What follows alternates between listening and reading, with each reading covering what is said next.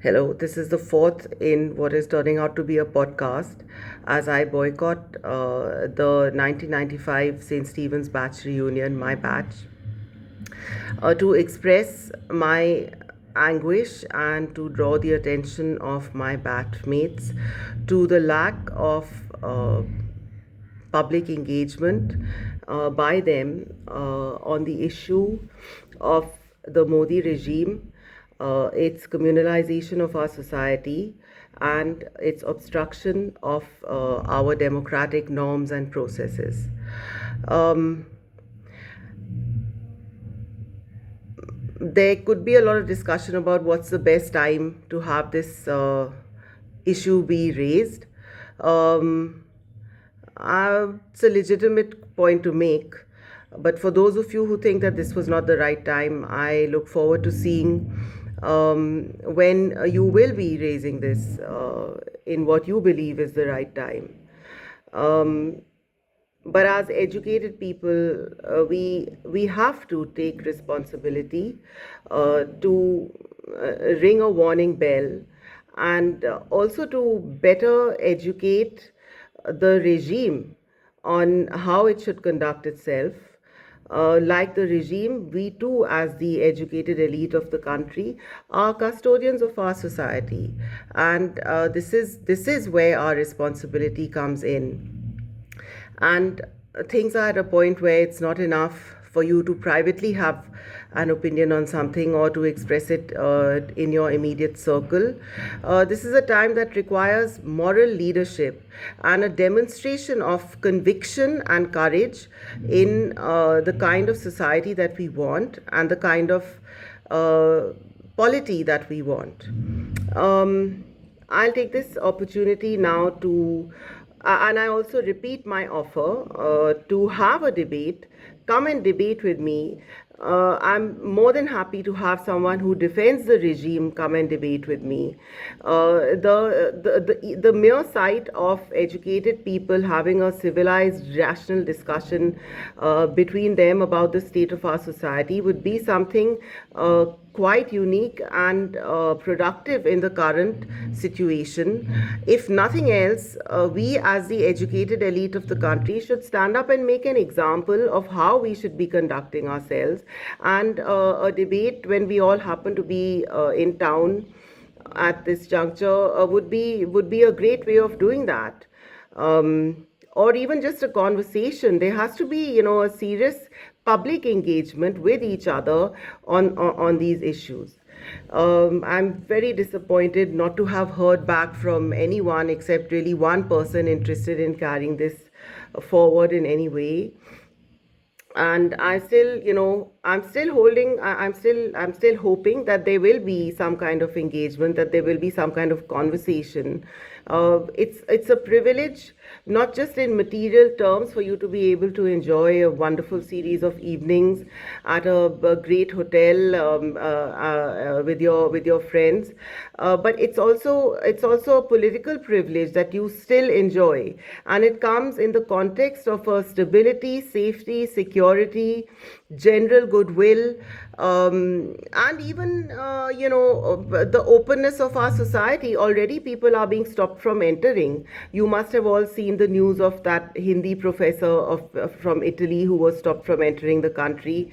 So this, you must be conscious of the privilege that you have, and you must also be aware of where it comes from. It's not a lucky coincidence that you're born into a class of society where you have comfort, material comfort, access to education, and so forth.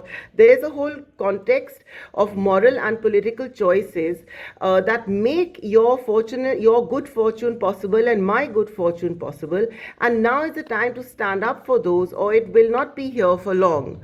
And if you feel that this is not something that concerns you because you don't live in India anymore but live in another country, then I can only quote Martin Luther King, who said that, an injustice to one human being is an injustice to all of mankind. And this is a very profound truth. We cannot really be isolated from what happens anywhere. And already, I'm ashamed to see the backlash that is happening against Hindus in America because of the positions that they have taken on the politics of the day. And what happens in India, how Indians treat their own citizens, certainly affects how Indians will be treated abroad, will be thought of. Okay, for the rest of this podcast, I want to take up a point which keeps coming up in, tuckers that one has with people of the Hindu right wing Sanghi belief and attitude. Which is that, this idea that there have been historical civilizational wrongs committed on Hindus and by Muslims in particular, and that now is our time and we must have revenge and we must reassert ourselves. And I would like to bring your attention to something that Indians tend to forget. We are not the only country in the world which is made up, which has a history of different communities that came. Maybe one came from the outside and one was already here, or of conflict. And we tend to make a special case out of partition. We tend to make a special case out of religious communal riots that break out. However, this behavior is unfortunately characteristic of human society everywhere in the world. And contrary to what Savarkarites and Govalkarites and the Sangh Parivar folk and those who are great followers of Modi and the Bharatiya Janata Party believe, revenge, retribution, reckoning, demand for an algebra of justice is not the only way that different countries have responded. I want to begin by talking to you about Cambodia, which I happened to visit early this year in the summer. This is a country in which, under Pol Pot and his Khmer Rouge, they managed to kill 2 million people, which at that time 20 lakh, it amounted to 25% of their population. A civil war. But after the Khmer Rouge was overturned, and this was done in a mere three or so years, I believe that if you add up proportionately the number of killings that happened, in Vietnam and Cambodia of people upon themselves in a short time, it would probably exceed anything that was achieved by Stalin and Hitler in their time. So this is how horrendous these civil confrontations were in these countries. And but at the end of it, the people of Cambodia decided that they would not prosecute their fellow countrymen and women who had supported Pol Pot. You're talking of a situation where the guy in the living in the hut next to you in your village, cheek by jowl, with whom you would go to the same well, who would be present at the same festivals that you celebrated together, was forgiven, was not even named or put to any trial, and they only prosecuted 5 of the leaders of the Khmer Rouge who were caught, and it was decided that they would be tried by an international tribunal under the aegis of the United Nations, including foreign judges. And it was also decided that none of these 5 would be awarded the death penalty. I've actually been to the one of these schools which was made into a prison by the Khmer Rouge in Cambodia, and seen the conditions under which people were kept there. It was absolutely horrific. Yet a decision was taken by the people not to take revenge, you talk in terms of a civilizational hurt from imagined temples that may or may not have been broken by Muslims 500 years ago. Cambodians are making this decision to forgive and reconcile for something that has happened 3 years ago, 10 years ago, 20 years ago. You understand? there were still people there at the that prison complex has now been made into a sort of museum. There were still people there who had either themselves or were related to people who had been imprisoned, tortured, and killed over there. Still, the decision is made to choose reconciliation, peace, and some form of coming together and rising above what has happened instead of nurturing your grievance, instead of nurturing feelings of revenge and hostility. And there's a reason for this, which people who are supporting the Modi regime and its whole attitude need to understand before they reject, because they don't even know it, let alone understand it. Again and again, faced in a situation where your fellow countrymen could, according to a certain logic, be seen to be against you, and you're thinking about what is the basis on which you're going to continue to live, people have taken the conscious decision that they do not want to suppress those who they believe suppress them, but that they want to now move forward on a basis of mutual equality, dignity, respect, and love. This is something that you saw again in famously both in South Africa in the movement against apartheid, and even more so in America at the time of the civil rights movement. It's important to understand these things because it's simply one of the reasons why we find ourselves trapped and provoked is that we are not able to see our own situation as being part of a human situation, and therefore we are not even able to identify the many human responses that can be to this. And in particular, for those who are BJP minded and Sanghi minded, we are not able to see that this self-righteous position that you adopt, saying that it's a question of my astha, my belief, I feel hurt, that this is not necessarily a morally correct or the only brave response or the only sincere response that you can have to this situation. In both South Africa, let's take South Africa.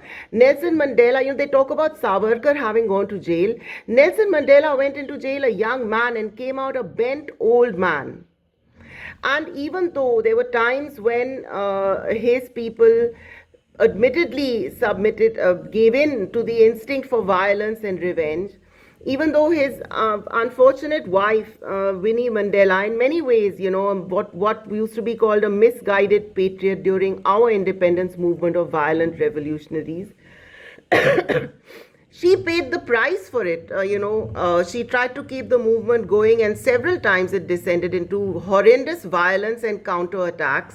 Violence is ugly, regardless of whether it comes from the oppressor or the oppressed.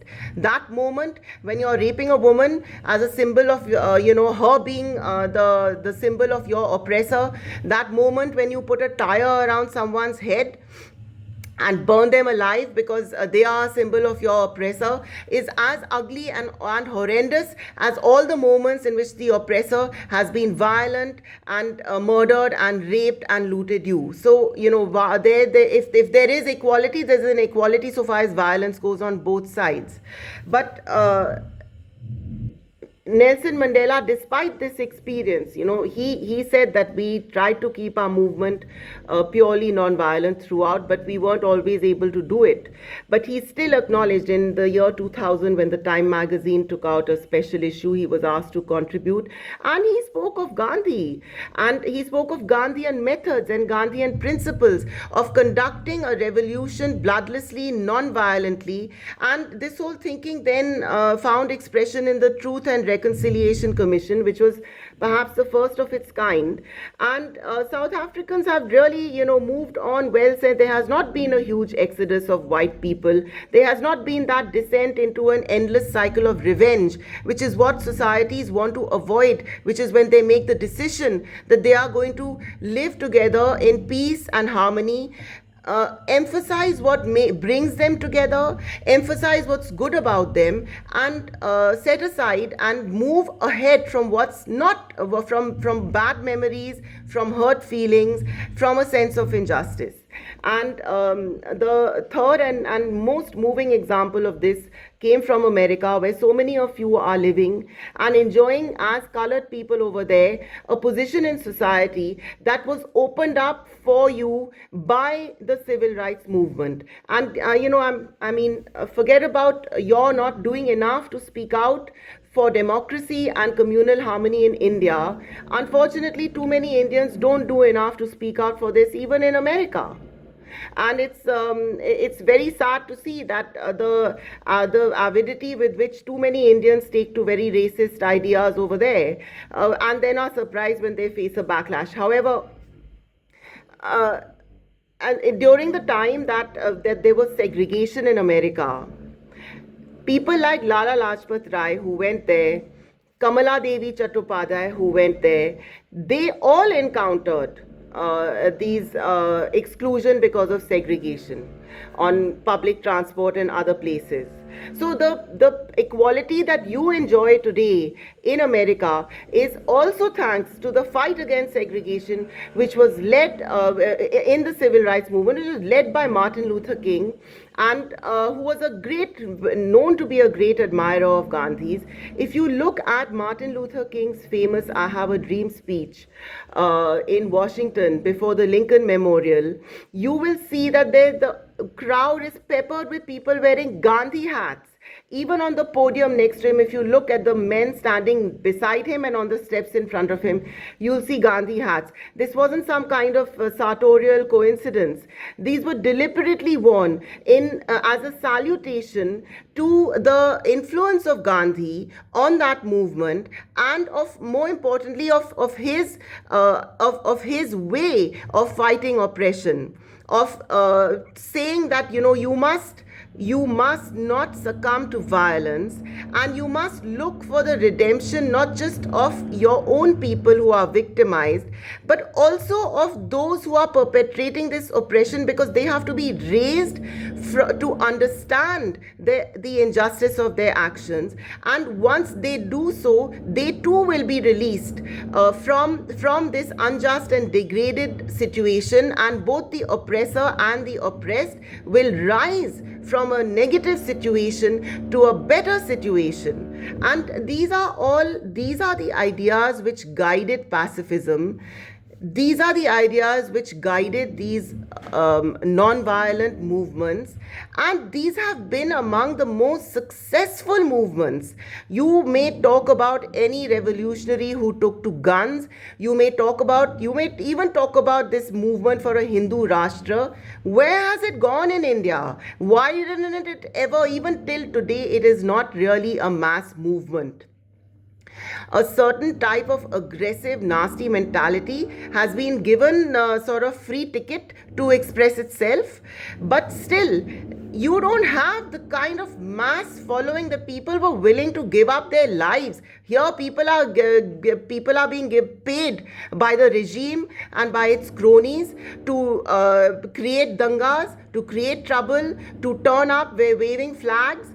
I have a feeling that many of these who participate in these so-called religious yatras are being given a free pass to party with loud music and all kinds of stimulant substances.